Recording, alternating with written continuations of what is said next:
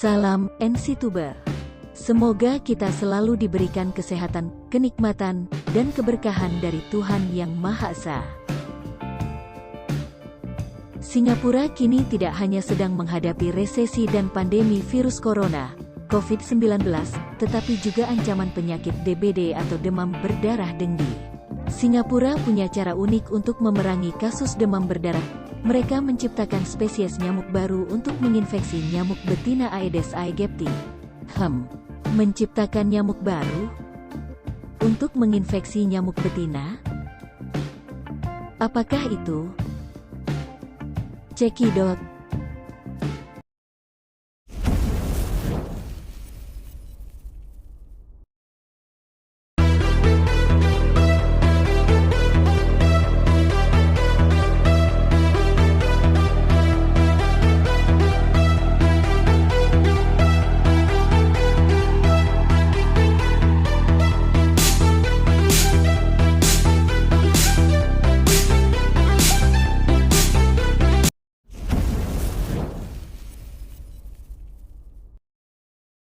Mengutip Channel News Asia, fasilitas produksi nyamuk ini merupakan upaya baru National Environment Agency, NEA, di Singapura untuk memerangi demam berdarah. Menurut Menteri Lingkungan dan Sumber Daya Air, Amy Hor, terjadi lonjakan kasus demam berdarah di negara ini, dilaporkan terjadi hampir 15.000 kasus dan 20 kematian. Fasilitas ini diharapkan bisa menghasilkan 5 juta nyamuk setiap minggu, tujuannya untuk memperluas jangkauan percobaan proyek yang dinamakan Wolbachia. Meskipun sudah melakukan pencegahan tradisional seperti fogging, dan mendenda orang karena melanggar peraturan anti nyamuk seperti meninggalkan pot tanaman yang penuh dengan genangan air, pemerintah Singapura berinovasi dengan membuat proyek Wolbachia. Proyek yang dinamai sesuai nama bakteri yang berasal dari serangga ini bertujuan mengawinkan nyamuk jantan yang dipelihara di laboratorium dengan nyamuk betina di alam luas. Proyek Wolbachia merupakan cara untuk menginfeksi nyamuk jantan Aedes aegypti dengan bakteri Wolbachia, sehingga ketika kawin dengan betina, telurnya tidak akan menetas. Nyamuk tersebut merupakan nyamuk jantan yang membawa bakteri yang akan membuat para induk betina mandul karena bakteri tersebut mencegah telur menetas. Mereka dapat kawin meskipun tidak dapat bereproduksi. Nyamuk jantan yang terinfeksi juga tidak menggigit. Diketahui proyek ini sudah melepaskan 150 nyamuk. Dengan satu klik, tutup alat tersebut terbuka dan desiran kipas membuat para nyamuk terlepas. Alat itu sendiri diberi nama Gravitraps yang akan menerbangkan 150 nyamuk jantan. Di laboratorium pemerintah, para ilmuwan membiarkan nyamuk pembawa bakteri dalam deretan palet, dengan memisahkan kepompong jantan untuk dilepaskan di daerah yang paling parah terkena demam berdarah. Nyamuk Wolbachia tidak dapat menularkan penyakit seperti demam berdarah, dan hanya nyamuk betina yang menggigit manusia. Ketika nyamuk Wolbachia jantan kawin dengan betina yang tidak membawa bakteri tersebut, tidak ada telur yang dihasilkan yang akan menetas.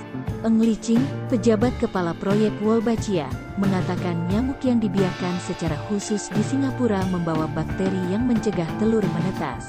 Mereka bersaing dengan jenis liar, yang mengarah pada pengurangan populasi nyamuk secara bertahap, katanya, sebagaimana dikutip dari Reuters. Proyek ini mulai memasuki fase keempat pada November tahun 2019 lalu. Sebelumnya, pada fase ketiga yang mencakup 144 blok perumahan, terjadi penekanan sebesar 90%.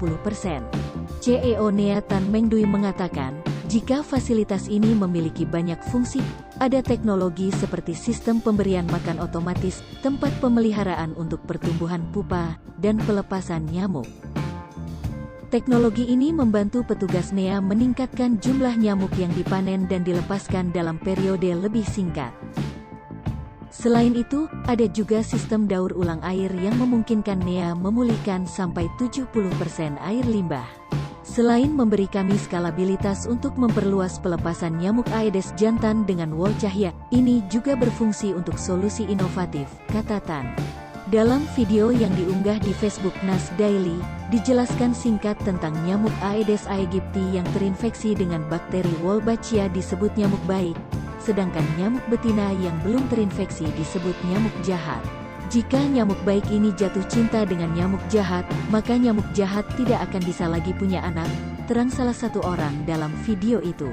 Setelah nyamuk baik tercipta, mereka dilepaskan dengan menggunakan mosquito gun, atau senjata nyamuk. Dalam waktu singkat, baik nyamuk baik maupun jahat akan mati tanpa memiliki anak.